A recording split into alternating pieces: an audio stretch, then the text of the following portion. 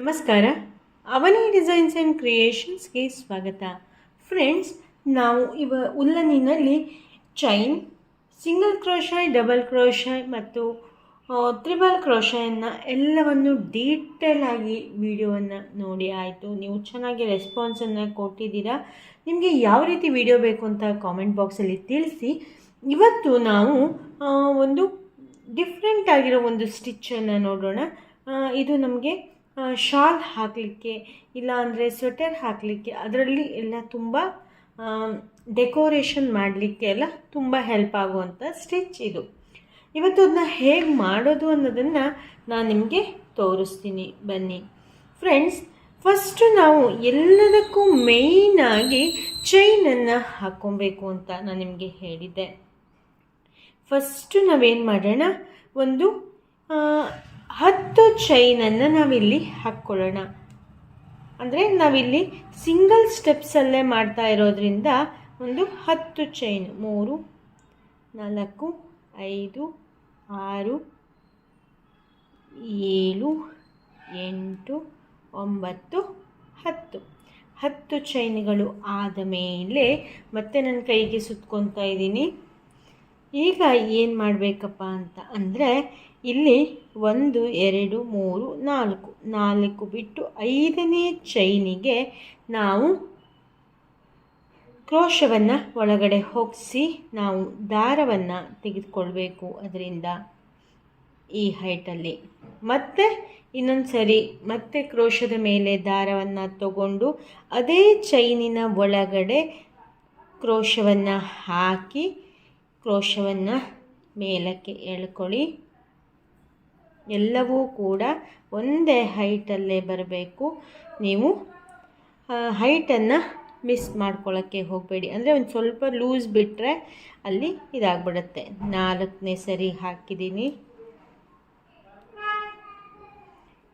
5,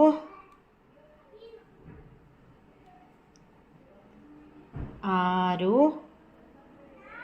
ಅದೇ ಒಂದೇ ಚೈನ್ ಒಳಗಡೆ ನಾನು 6 ಸರಿ ಈಗ ಕ್ರೋಶವನ್ನು ಹಾಕಿ ದಾರವನ್ನು ತೆಗೆದಿದ್ದೀನಿ.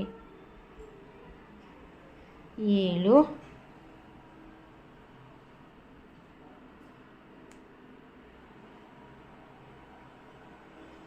8,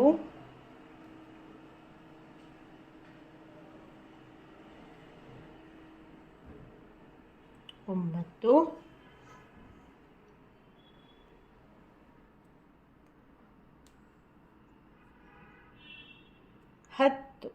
10 ಸರಿ ಒಂದೇ ಹೋಲಲ್ಲಿ ನಾವು ಕ್ರೋಶವನ್ನು ಹಾಕಿ ದಾರವನ್ನು ತೆಗಿಬೇಕು. ನೋಡಿ, ಈ ರೀತಿಯಾಗಿ ಬರುತ್ತೆ.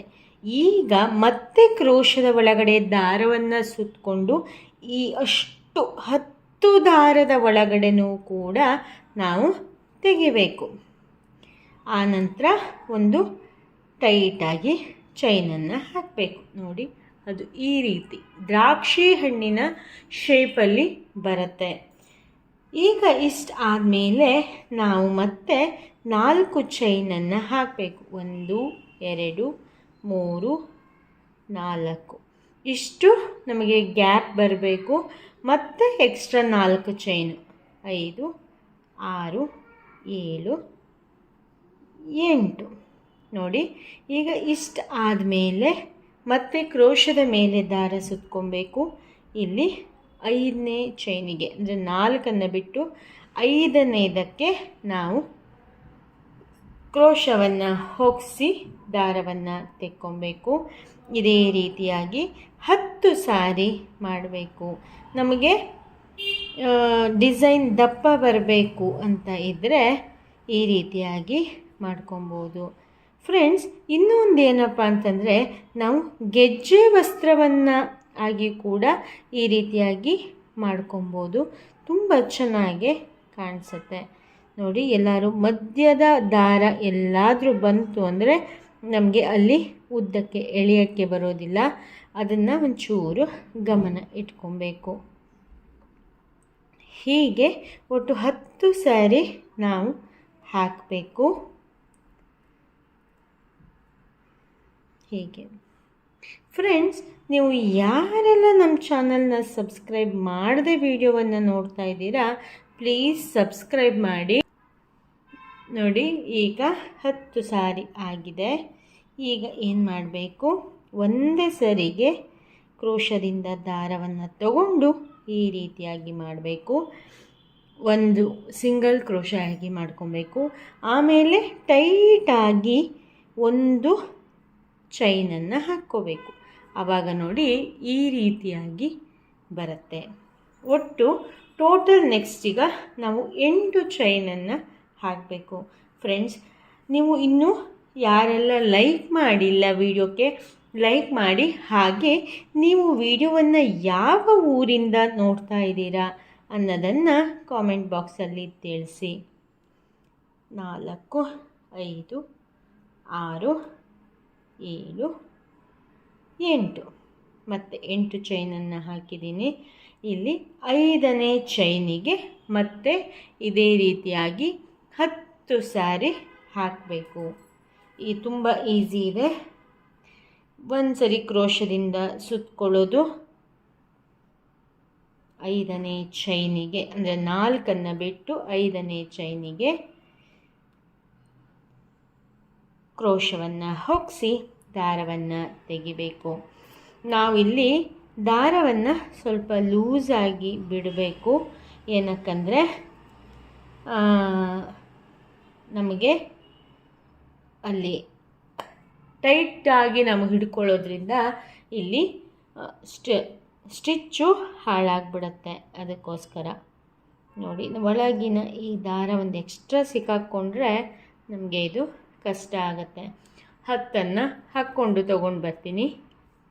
ನೋಡಿ, 10 ಸರಿನೂ ಆಗಿದೆ. 10 ಸರಿ ಆದಮೇಲೆ ಅಷ್ಟು ದಾರವನ್ನು ಒಂದೇ ಸರಿ ತೆಗಿಬೇಕು. ಆಮೇಲೆ ನಾವು ಟೈಟಾಗಿ ಚೈನನ್ನು ಹಾಕ್ಕೊಬೇಕು.